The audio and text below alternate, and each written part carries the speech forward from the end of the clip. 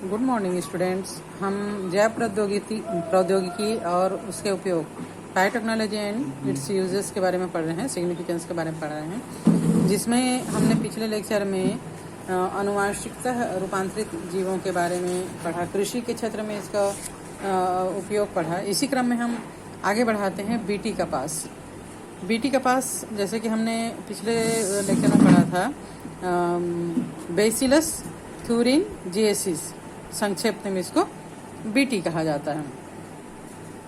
तो बैसिलस थ्यूरिनजिएसिस जीवाणु के कुछ स्ट्रेन्स एक विशेष प्रोटीन बनाते हैं जो विशेष प्रकार के कीटों को मारने का काम करते हैं।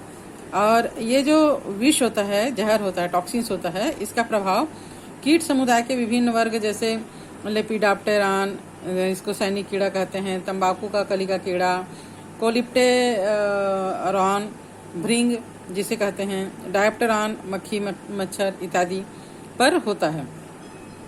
अगर हम कपास के पौधों में इसको आनुवांशिकता ट्रांसफर कर दें तो ये सब कीड़े जो हैं वो हमारे कपास के पौधों को नुकसान नहीं पहुंचा पाएंगे।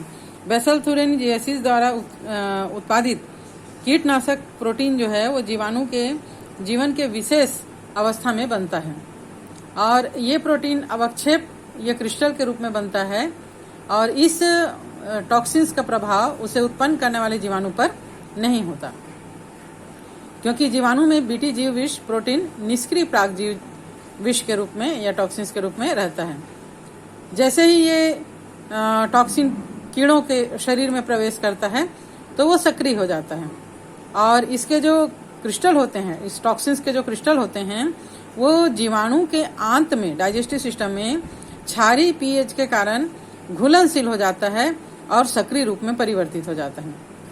ये टॉक्सिन कीड़ों के जो मिडगट होता है, मध्य आंत होता है, उसकी जो उपकली कोशिकाओं की सतह है उससे बंध जाता है और उसको उसमें छेद कर देता है, होल कर देता है और इन होल्स के कारण उपकली कोशिकाएं फूलकर फट जाती है, जिसके कारण कीड़े की मृत्यु हो जाती है।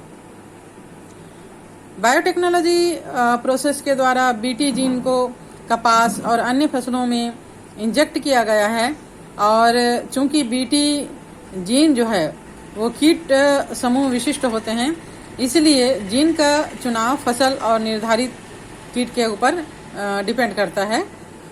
जीव जिस जीन द्वारा कूटबद्ध होते हैं या इसका जो सीरियल होता है, श्रृंखला होती है, उसे क्राई कहा जाता है। क्राई प्रोटीन के बारे में हमने पढ़ा है ना। तो ये कई प्रकार के होते हैं, क्राई 1 AC एवं क्राई 2 AB, और ये प्रोटीन जीन कपास की फसल को मुकुल कृमि से बचाते हैं।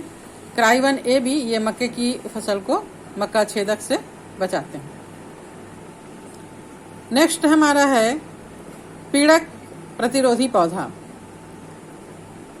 Paste resistance plants. फसलों को कीटों के अतिरिक्त कवक और सूत्रकृमि, जो छोटे छोटे कृमि होते हैं, हरे रंग के, सफेद रंग के, है ना, उनसे सबसे अधिक नुकसान होता है। इसके अलावा भी लंबे लंबे कृमि होते हैं। सूत्रकृमि मिलवाडे गाइन इनको निशिया तंबाकू की जड़ों को संक्रमित कर पैदावार को बहुत कम कर देता है और इस इन्फेक्शन को रोकने के लिए एक न्यू टेक्नोलॉजी को स्वीकार किया गया है, जो कि आरएनए के अंतरक्षेप इंजेक्शन की प्रक्रिया पर आधारित है। आरएनए इंजेक्शन सभी ससीम केंद्र के जीनों में कोशिकीय सुरक्षा की एक प्रोसेस है, विधि है, और इस प्रोसेस में विशिष्ट दूत आरएनए पूरक द्विसूत्रीय आरएनए से बाधित हो जाता है, बंध जाता है। इसके बाद ये निष्क्रिय हो जाता है, जिसके कारण दूत आरएनए का स्थानांतरण रुक जाता है। इस द्विसूत्री आरएनए का स्रोत संक्रमण करने वाले वायरस में पाए जाने वाले पूरक आरएनए जीनोम परांतरिक ट्रांसपोजन के प्रतिकृति के उपरांत बनने वाली मध्यवर्ती आरएनए का होता है। एग्रोबैक्टीरियम संवाहकों का उपयोग करके सूत्रकृमि विशिष्ट जीनों को परपोषी पौधे में प्रवेश कराया जा चुका है। डीएनए का प्रवेश इस प्रकार कराया जाता है कि परपोषी कोशिकाओं में अर्ध एसेंस व प्रति अर्ध एंटीसेंस आरएनए का निर्माण करता है। ये दोनों ही आरएनए एक दूसरे के कंप्लीमेंट्री होते हैं, जो द्विसूत्री आरएनए का निर्माण कर देते हैं, और इससे आरएनए का अंतरक्षेप जो है वो शुरू हो जाता है, और इसी कारण से सूत्रकृमि के विशिष्ट दूत आरएनए निष्क्रिय हो जाते हैं, जिसके कारण परजीवी परपोषी में विशिष्ट अंतरक्षेपी आरएनए की उपस्थिति से परजीवी जीवित नहीं रह पाता। इस प्रकार परजीवी पौधे अपनी सुरक्षा परजीवी से करते हैं। तो इस प्रकार हमने देखा कि कृषि के क्षेत्र में आनुवांशिक इंजीनियरिंग का उपयोग करके हम बहुत सारे जो एक्स्ट्रा खर्चे, जैसे पौधों में लगने वाले पेस्टिसाइड के लिए हम केमिकल का उपयोग करते हैं, जिससे खर्चा भी ज़्यादा होता है और स्वास्थ्य को भी हानि पहुंचती है। पर अगर हम आनुवांशिक इंजीनियरिंग का उपयोग करके पौधों में ही रोगों से लड़ने की और पीड़कों से लड़ने की क्षमता उत्पन्न कर दिया जाए, तो अतिरिक्त रूप से बाहर का खर्चा नहीं पड़ता। साथ ही साथ इससे हमारे स्वास्थ्य पर भी कोई प्रभाव या कोई भी नुकसान नहीं होता है। तो आज के इस आधुनिक दौर में आनुवांशिक इंजीनियरिंग, जैव प्रौद्योगिकी हमारे कृषि के क्षेत्र में बहुत ही महत्वपूर्ण भूमिका निभा रहे हैं, जिससे हमको नई गुणवत्ता वाले पौधे, उच्च गुणवत्ता वाले पौधे, ज़्यादा पैदावार वाले पौधे, कम